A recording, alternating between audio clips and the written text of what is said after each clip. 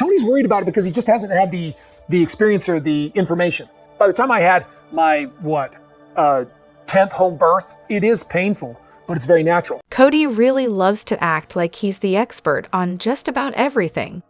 Take, for example, the time he was acting like he had a PhD in childbirth while watching Mykelti's gender reveal in season 16.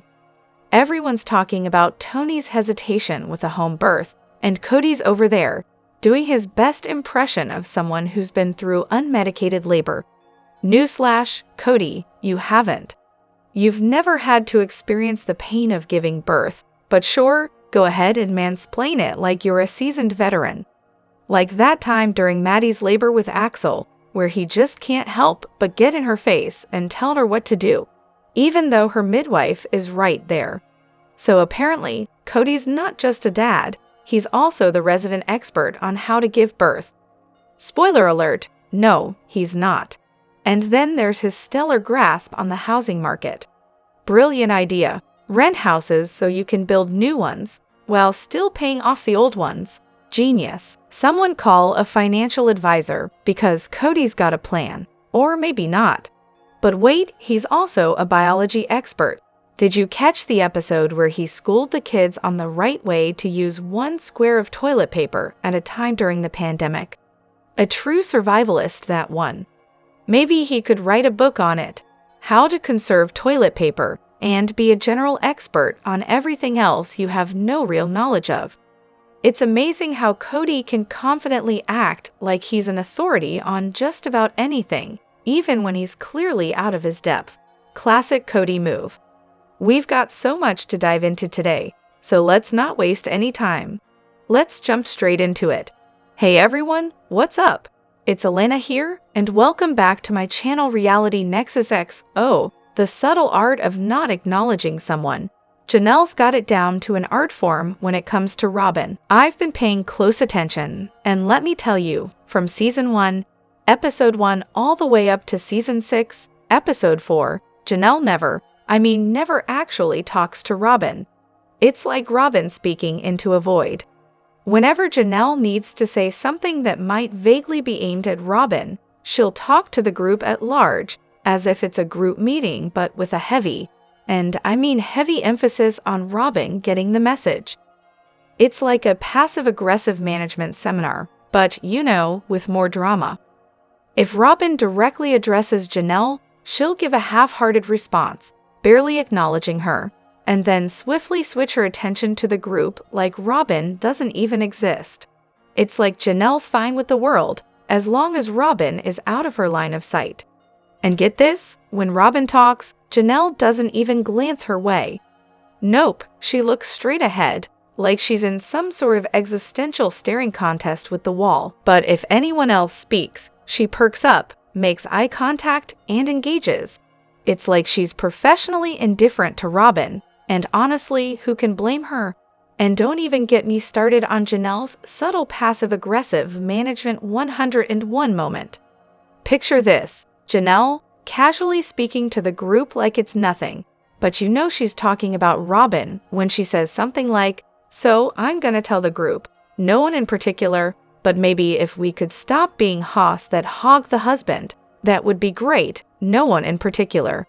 Oh yeah, we definitely get the message. Honestly, it feels like Janelle checked out on Robin from the start. Robin's just like that person in meetings who talks a lot, but you can't help but mentally tune out, knowing you can still nod along and pretend you're engaged without ever hearing a word. I always found it weird that Christine, of all people, actually tried with Robin. But Janelle? Yeah, she's already mentally checked out, as she should. Meanwhile, Kody's out here blaming Christine for, basically everything, while Robin's out there stewing with jealousy, especially when it comes to how the kids just love Christine. Robin wanted that for herself, didn't she? The kids' affection, the culinary prowess. Christine was winning all the Mom of the Year awards, and Robin couldn't handle that. But with Janelle? Nah, Robin wasn't jealous of her. Janelle did the heavy lifting. Working, paying the bills, doing all the practical, boring stuff. Robin wasn't about that life. But let's not forget the moment that really gave Robin's jealousy a spotlight. That Q&A with the older kids. When they went on and on about Christine's legendary mock pudding, you could practically see the steam rising from Robin's ears. Even Kody was like, "Oh, I'm gonna get an earful later." You could feel Robin's simmering resentment without her saying a word. It was deliciously awkward. Robin. Seriously, what is wrong with her? I just finished binge-watching all the way back from season 1 of Sister Wives, and let me tell you, that woman is something else. She cries over everything. Like, not a single moment goes by where she doesn't turn someone else's struggle into her own personal sob fest. It's exhausting and downright disturbing. Every time another wife is dealing with something, Robin's response is basically, "What about me? Poor me, my feelings are hurt too." It's like she's got a PhD in turning every situation into a dramatic spectacle about her. And I'm not even trying to be mean. She's just really, really manipulative. It's clear she thinks everyone around her exists solely to meet her needs. And if anyone forgets that, she'll throw a fit until they remember. I swear, binge-watching this show gives you a whole new perspective. Things you missed the first time around really pop out when you actually pay attention, and this is just too much. Oh, and let's talk about how she's learned to milk drama for attention. That's not just a personality quirk. That's a survival tactic when the only validation you get is by being a hot mess. And don't even get me started on the AUB culture. Mormon women aren't valued for who they are, but for what they do. So it's no surprise Kody praised Robin for keeping quiet during labor. She's a master at playing that role. Manipulation 101. And then there's the crying. Every single time she's upset. Except when she's talking about her kid's ATV accident.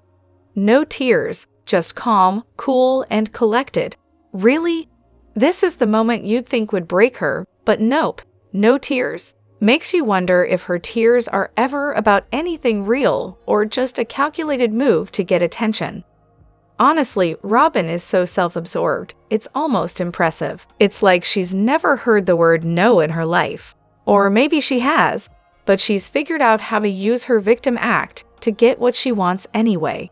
And don't even get me started on her relationship with Meri. Robin definitely had her sights set on Meri from the very beginning. And Meri, she knew exactly what was going on. Robin's a master manipulator, and she knows how to play the game. I just had to get all this out there. Watching this back really makes you see things in a new light. Is Tony the worst, too? Yep, it's me again. Still watching this mess. Still hate Meri. Still can't deal with Kody and his tragic hair situation, or Robin, queen of the compound. Now, I've hit season 11 and enter Tony, the walking red flag. I'm honestly floored by this guy. He says something like, even if Mykelti falls on the hike and breaks her leg, she'll be so happy I proposed that she'll forget all about it. Excuse me? So, let me get this straight. Your fiancé just tumbled down a mountain, shattered her bones, and you, in your infinite wisdom, think holding up a marry me sign is gonna make everything better, and she'll just limp on over to you, all smiles, using her arms because, newsflash, she can't walk, and then you two live happily ever after? Yeah, okay, Tony. I don't Google spoilers because I'm determined to keep this delightful dumpster fire of an experience as painful as possible. So I have no idea if she married this clown or if she's still stuck with him. But let's just say you guys were right. Beer? Definitely not enough. Somebody pass me the vodka, straight from the bottle. Honestly, I feel like Tony's giving us Mexicans a bad name here. Oh no, put that vodka down. You might need an IV of it just to survive what's coming next. Don't worry, I won't spoil anything for you. I'll just be here, waiting for your next post. By the way, someone once said Tony looks like an unmade bed, and I'll never be able to unsee that. It's honestly the best description of him, both physically and personality-wise. But seriously, I think Tony's lucky trolling Kody and the whole family nonsense. especially when he calls out how they treat Mykelti, who gets the short end of the stick a lot. And when he said something about spoiler redactive, sorry. Yeah, it's clear he's not blind to how they treat her. At least he cares. That's something, right? The plot thickens. Mykelti and Tony are packing up their lives and heading to North Carolina. Because, of course, a fresh start in a completely different state is just what they needed. They spilled the news a few days ago that they're selling their house, and oh, they've even got a timeline for season 19 of the show. Supposedly, it'll be airing at the end of August or the beginning of September, just in time to catch all the drama unfold. But here's the real kicker. Maddie, who'll now be oh so close to Mykelti, is thrilled. I mean, who wouldn't want to be closer to family? Maddie has openly said she and Mykelti are even closer now that both have kids. I guess having little ones really strengthens those sibling bonds. Or maybe it's the shared chaos of raising them. Meanwhile, Kody's worst nightmare is becoming a reality. Remember when Isabel was telling him she was heading to college in North Carolina, and he was already losing his mind about how Maddie and Caleb would be pulling the family away from Flagstaff? Well, guess what? The only child who ever somewhat tolerated him has now decided to make her own escape. Oh, and bonus, Mykelti's kids will now be right next to Maddie and Caleb's. Considering their kids are close in age, we can only imagine how much tighter that little family unit will grow. Kody must be thrilled, but honestly, I can't help but wonder if this whole move has anything to do with the fallout between Mykelti and Grody and Sobin. The timing seems just a little too perfect, doesn't it? Kody and his tears. I'm watching the show for the first time, and I'm almost at the end of season 9. And let me just say, Kody's emotional roller coaster is absolutely something else. I remember the first time he got all teary-eyed, back when his wife was spotting during her pregnancy, and they had no idea if anything was even wrong. But there he was, crying like it was a life-or-death situation. And then there was that heart-wrenching moment when he sobbed to Robin about how he missed out on the early years of her kids' lives. My heart was supposed to break for him, I guess, but it's just so performative, it doesn't hit the mark. Now, I'm watching this interview with Tamron Hall, and Kody's crying about adopting Robin's kids. I mean, really. But here's the kicker. When his own daughter, Truly, was in the hospital with kidney failure, do you think Kody cried? Nope. Not one tear. You want to talk about kidney failure? The doctors had warned them that most people with her condition don't even leave the hospital, and they were preparing for the worst. Christine was a wreck, physically and emotionally drained, but Kody? He just sat there, stone-faced. Not a single tear, not a hint of emotion. I couldn't even find a moment where he looked remotely as affected as Christine. And let's not forget the time of Garrison's funeral. Janelle is crying, utterly broken, while Kody stands there looking like he's just watching a reality TV show instead of dealing with his own family's grief. And then we have the Robin situation. Here's the pattern I've noticed. Kody's tears are always reserved for Robin and her kids. As soon as she came into the picture, every emotional moment seemed to be about her or her children. Meanwhile, when it comes to the other wives' kids, well, it's like he just checks out. It's like the man can't even pretend to care about his own flesh and blood when it doesn't benefit Robin. And don't get me started on how Kody's emotional energy seems to be exclusively for Robin. It's like he's got a family of his own with Robin and her kids, while the rest of the kids, especially from Janelle and Christine, are just, well, not his problem. I mean, why wasn't he emotional with Isabel, for example? And why didn't we get that emotional family solidarity moment when Truly was in the hospital? There were no heartwarming scenes of the Brown family holding vigil, bringing food, checking in on Christine while she was exhausted. Instead, they left us with the impression that no one really cared about Truly's life or death situation. The older kids didn't visit, no one stepped up to help Christine. It's weird that the show didn't show any of that. Was it to avoid showcasing the family's distance? Honestly, Kody's emotional reactions feel like a performance, especially when it comes to Robin. It's clear his priorities are totally skewed, and it makes me sick to watch. Kody missed Leon's visit. Oh, and guess what? There's this little detail where the TV's on in the background, and you get to watch the episode where Kody makes the brilliant decision to visit Meri, expecting to see Leon and Audrey. Spoiler alert, they left a week ago, and Kody's reaction? Classic, he's disappointed.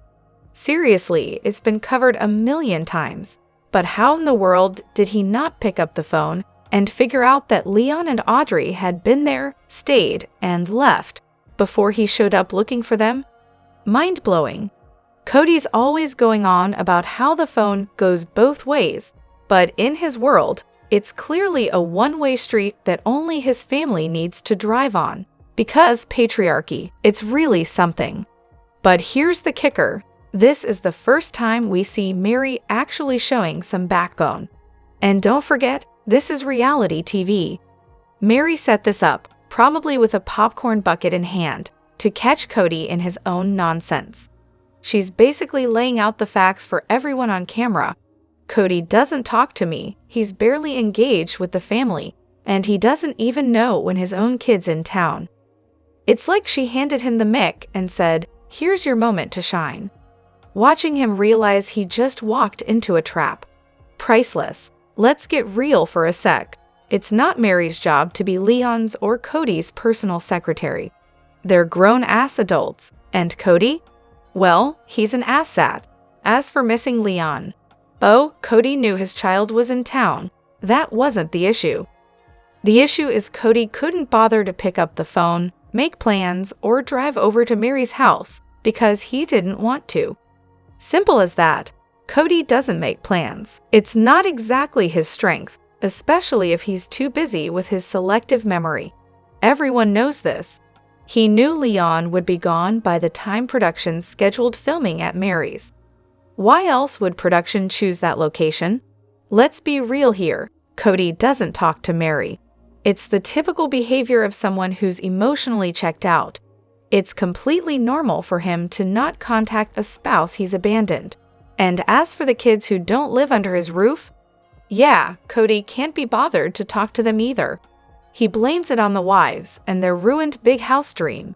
If they just built the big house, everything would be perfect. That way, Kody would have direct access to his kids. Everyone should just stay living with their parents, except for Janelle's sons. They've got to move out ASAP. And there you have it, how to speak Kody fluently. So when Robin's family shows up to say goodbye to Christine, can we talk about how terrifying Aurora and Brianna look? They're just staring, and I don't mean a polite glance. These two are practically shooting daggers with their eyes. It's straight up chilling. Then Christine, in her usual calm demeanor, makes a comment about Robin's kids being mad. Robin, in her confessional, tries to convince us that, no, they're not mad. They're the innocent ones here, but come on, I'm not buying it. Innocent? Please. Those looks they were giving, not exactly the definition of innocence. Did anyone else catch that? Or am I just reading too much into it? Let's be real. Robin probably told them, Christine doesn't want anything to do with any of us, even though that's not even remotely what Christine said. But hey, let's twist the narrative to fit the victim's story, right? Yeah, those girls are definitely innocent and manipulated by their mom. I mean, seriously, who's surprised at this point? Oh, and speaking of manipulation, remember Thanksgiving? Yeah, Robin did the same thing then. She basically told her kids, Christine doesn't want to be around you guys. It was so unnecessary and downright mean, like she was trying to turn them against the rest of the family. And don't even get me started on the Christmas gift exchange. Robin had to get involved, and naturally, it turned into a disaster. She made it seem like Christine didn't want her to be part of the whole thing. Newsflash, that's not what happened, but of course, Robin had to twist it into her narrative. So frustrating. Oh, and Ari telling Christine to go on a date, and ask very adult questions about relationships?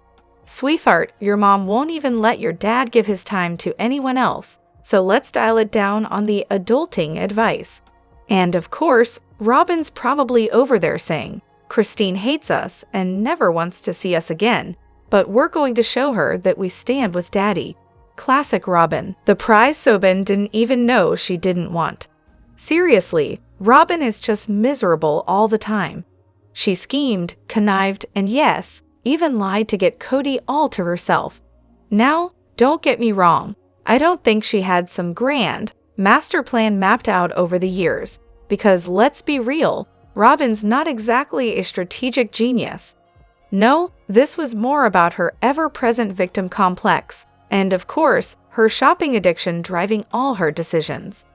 Everything she does can be traced back to those two shining qualities. But anyway, she had this little fantasy about Kody, and when the OG3 were living in another country, to quote Dr. Adams' analysis, Robin thought her little private paradise was designed for Kody's pleasure and comfort. It was perfect. They bonded over a common enemy and experience every time Kody had to go back to the other wives. Now, here we are, one big happy nation under God, and guess what? Robin's finally getting to live with the exact same miserable husband that the OG3 had to deal with all along. The one she never saw because, surprise, surprise, she was the sanctuary. She laid with dogs, now she's got fleas. Sheaf asterisk kicked around and well, now she's finding out. She made her bed, now she's lying in it. She was so desperate to be the fun wife, the carefree young, pretty one. And for a time, she was. But now the OG3 are done, and she's no longer the vacation wife Kody could escape to when he was tired of dealing with his other wives. She's the only wife now, and guess what? She has to deal with Kody in all his jerk glory. Anyone with half a brain could have seen that coming from a mile away. Robin loved being the favorite. She thrived on the competition with the OG3. But now, she's not the favorite anymore. Nope, she's just the wife. No more competition. No more comparisons. No more making Kody feel like he's the king of her castle while everyone else is beneath him. It's just the same old, all day, every day. Let's be real here. Kody fell for Robin, and Robin fell for the love bombing. Kody called her his soulmate, and she bought it. She thought she'd be the head wife, because that's exactly what Kody sold her. And why wouldn't she think that? Robin always gets what she wants, right? Kody, on the other hand, desperately tries to get his OG3 and OG13 to roll over and treat Robin and her kids like royalty, while everyone else is treated like peasants. But here's the kicker. Robin and Kody are both emotionally immature.